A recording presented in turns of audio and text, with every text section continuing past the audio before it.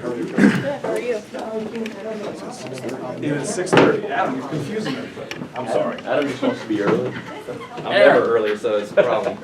We'll be there at 6. Yeah, I would. Such a rare Just in opportunity to case see it you. does Have questions? Oh, yeah, thanks. I'm really getting it today. Kind of what was the message when you worked with the guys, looked at film and things after the other night, coming out of that? I went at them. I just did. You know, I've said this to them before. You know, you go through films like that. I asked them, 3 questions. And I always do. I said, have you been told what to do? Have you been taught what to do? And are you talented enough to do it? And so if you're told and taught, talented enough to do it, then tell me consistently why we aren't doing this. And I always say that, when we watch film, I want to accomplish 2 things. One, I want, you should walk away, have learned something. And then number 2, you should feel encouraged. In that in a film session, I'm not trying to call you out, I'm trying to call you up, because that's how much I feel, that's how I feel about you as a team and individually as players, is that I think you're talented enough to do that on a consistent basis. And so that was the message yesterday, and we had a really good, hard practice yesterday, and we'll have another good one a little bit later today. Last year, you told us that before that game at Cameron, you showed them that Showtime Lakers documentary to sort of instill in them the value of fighting and that sort of thing. Have you sort of doubled down on that message going into this week, or? Well, I've doubled down on that message, not this week, this whole season. I mean, I've said that since this summer. Yeah. That, in order for our team to be successful, that's the only way for us to be the best that we can be, is we have to, all the time, both ends of the floor, the entire possession, for 40 minutes, have a competitive fight. It just is what it is. That's what allows us to be successful. And so when that wavers, or if there's inconsistencies in that area, that affects all parts of our game. So it's not anything specific for our game tomorrow versus Duke. That's been the message for our team the entire season.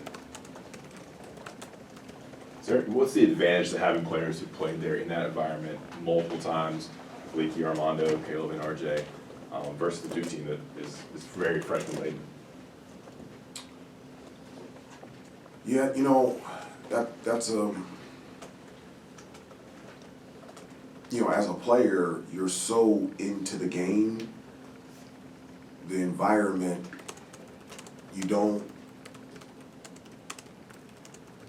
pay attention to it. It's not a factor. As a coach, it's the same way. And so our focus is on the game, where we play, when we play. If the environment plays a factor in how you play, wherever you play, when you play, I just don't think you're focusing on the right things. Whether you're a freshman or a 5th-year senior, it's just a basketball game, and it's an opportunity to compete against an unbelievable opponent, and we're just excited for the challenge. Some of the guys said that one of your messages since the other night was having to be consistent with toughness, and you addressed that the other night with us, that they had it at times, but they have to sustain it. How much has that been your message the last couple of days, and how tough is it to coach a group to be consistently at that level of toughness that you want?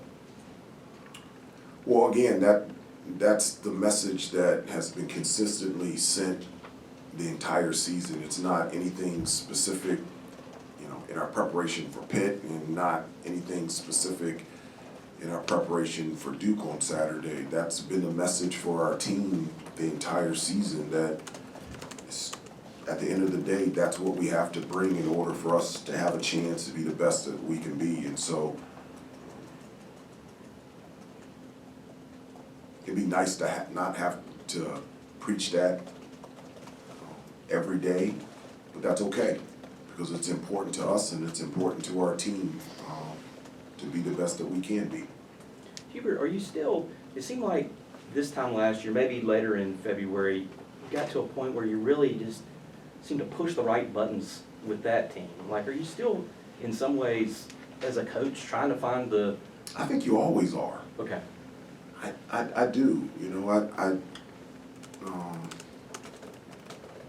I think you always are trying to, I guess, push the right buttons or make changes and tweak and alter things to make things go better or smoother. I think you're always doing that. I think, you know, one of the things that has been inconsistent for us has been the injuries. Yeah. And so every week, in terms of, you know, rotations, it's been, you know, it's been musical chairs in terms of who's in, who's out every week. And I'm so thankful that Puff is at a point right now in terms of his health that, you know, he practiced yesterday and he'll be ready to go today and for the game against Duke, but he has missed, you know, 2 weeks. Yeah. He was a guy that was, you know, one of the first guys coming off the bench and playing a lot of minutes off the bench. Hubert, John said yesterday that you guys ran into each other. He thought it was at a recruiting event or a tournament in Orlando this summer, John Shire. Yes. And he said Okay, that... sorry. Sorry. I was like, I know a lot of Johns. Yeah. Which John is he talking about? He mentioned you Coach got- Shire. Yeah, okay? sorry. I know you talking about Coach that. Shire. Okay. He mentioned that you two ran into each other. He thought it was in Orlando, but it's some sort of event over the It was summer. in Kansas City. Okay, Kansas But City. I mean, we're running into each other all the time. We're I at was- the same events. I was going to ask you, what is sort of your relationship? He said in that conversation it was mostly focused on family. Like, what, have you guys spoken more this summer? What is like that interpersonal? No, it was great. You know, it's nice to be able to have a conversation outside of basketball. And so I knew that him and his wife were expecting their third child, and I asked him about it, and he asked me, because I have 3 children, you know, how do you juggle all that? And I said it's a juggle, and, but it's a fun juggle. And so it was great to just briefly have that type of real conversation with him, and he's done a terrific job this year, and you know, he's a great person and an outstanding coach. Hubert, you played at a time when both of these programs were really at a high. What was that like? And is there any particular We're memories? still pretty high. Well, but I mean, national championship. I mean, I understand that, but I mean, for an extended period. I mean, look, that was one of their best teams ever with Leitner and Hurley and those guys. And you had Montross and yourself, and I mean, but what was that like? What was, as a player? What was that like? And are there any particular experiences that stand out for you? No, just that's why my response was it's always been high. So it was high when my uncle was here in the mid '70s. It was high when I was here, mostly in the '90s. Okay, they got me on the in the decades outside, and they got me in the '80s. And, now that I'm head coach, I'm gonna see if I can move me to the '90s. So, We go by your first year. well, I'm gonna change that rule. You should I think you can do that. Get away with that. I love being a head coach. Move me to the '90s. But still, you blame Kirsch, though. It's Yes. his fault. But was there any one particular thing or any kind of things that stood out about you playing in this rivalry game that you remember? I remember everything. I remember every detail, everything that went into each one of those games, and played them 11 times. I remember everything. Did you enjoy playing in the environment in Cameron, especially your last year? I know you guys lost, but it was one of the best Duke teams ever. You had a huge game, and there's the chaos going around. I know you said you worried We about. lost. Yeah. Leitner had 0 in the first half and 20 in the second half. Was there anything you liked about playing in the environment at Cameron, with the intensity, the noise? Anything about that you enjoyed? No, I just, again, this isn't, as a player, you're so focused on the competition in the game. The environment is great over there. I'm just saying that as a player, you're so concentrated on what is real, and that's you playing and me now coaching, that you don't recognize, you don't hear, you don't pay attention to the environment. It's just a non-factor. Nothing against the environment, but just your focus is so intense that it's just, you're not looking at anything else. You're just so focused on what you're doing on the court as a player and now as a coach. Baycott was joking earlier that he thought the Duke fans at Cameron hated Caleb more than him. He said he wished he got booed more.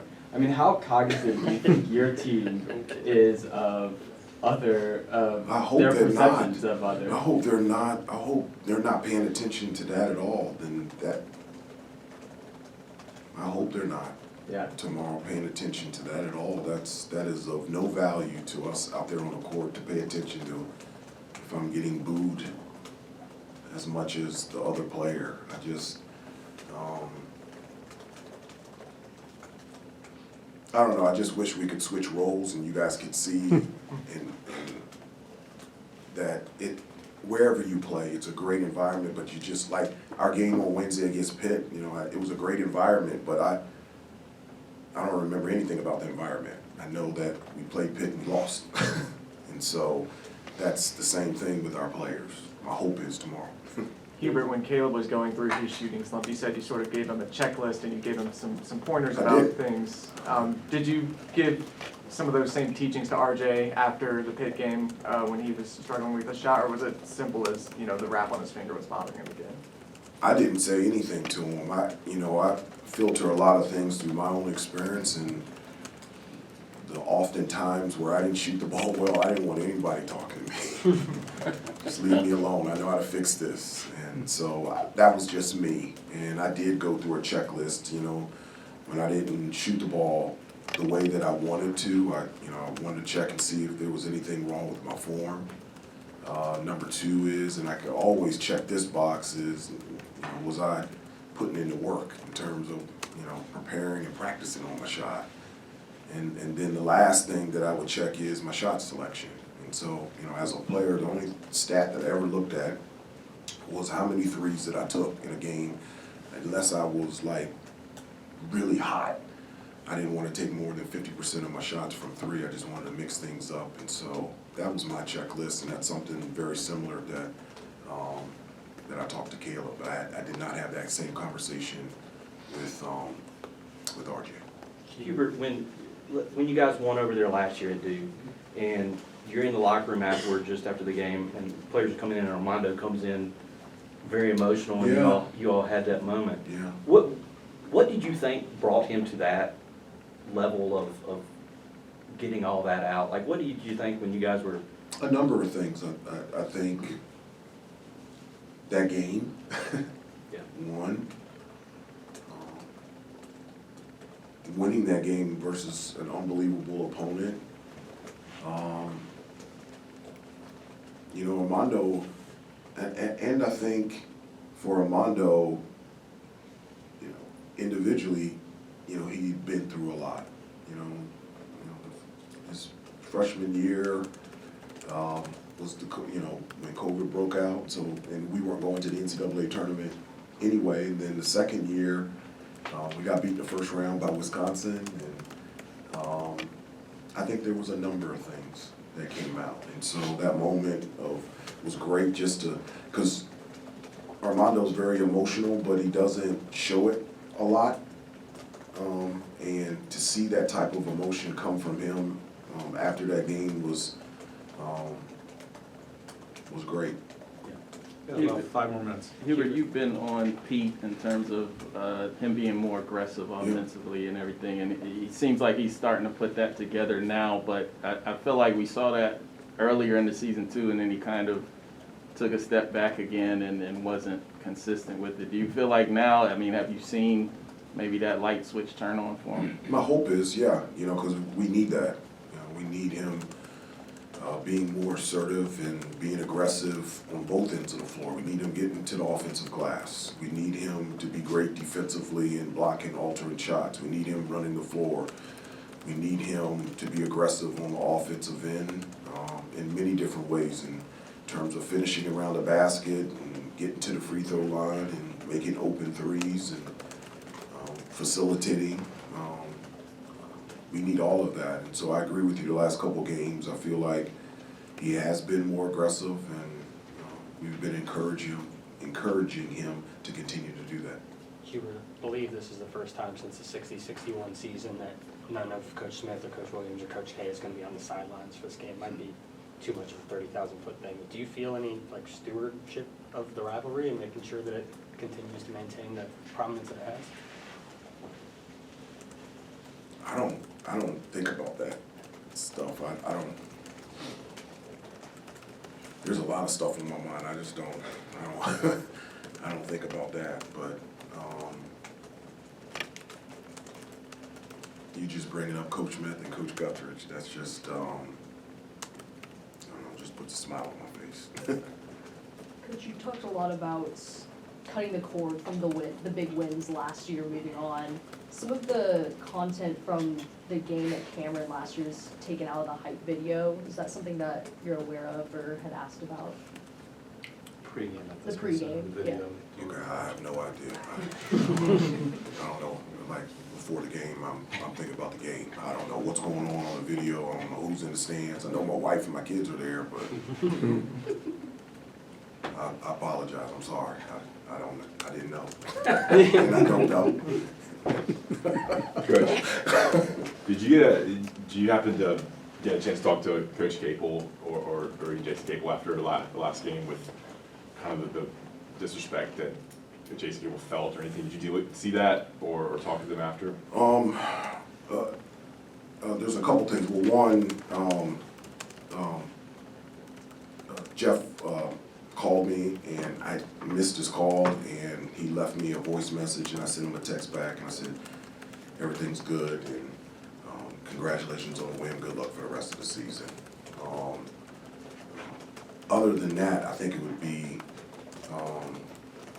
negligent on my part to comment any further because I wasn't involved and the information that I got was other people's opinions and their take on it. And so I try to stay away from commenting on stuff that I'm not involved with and commenting on other people's opinions. And again, you guys know, I'm not on social, not only do I not know what's on the video board, I'm not on social media, so I'm not on Twitter or anything, so I don't know what's going on. So all I know is, Pittsburgh came in here and beat us on Wednesday night, and that was the only thing that I took from that. Time for one more. As far as the actual matchup and the players? What took 19 minutes? Yeah, we're going back to Just when you look, 61 just when you before I was born. just when you look at their roster, Yeah.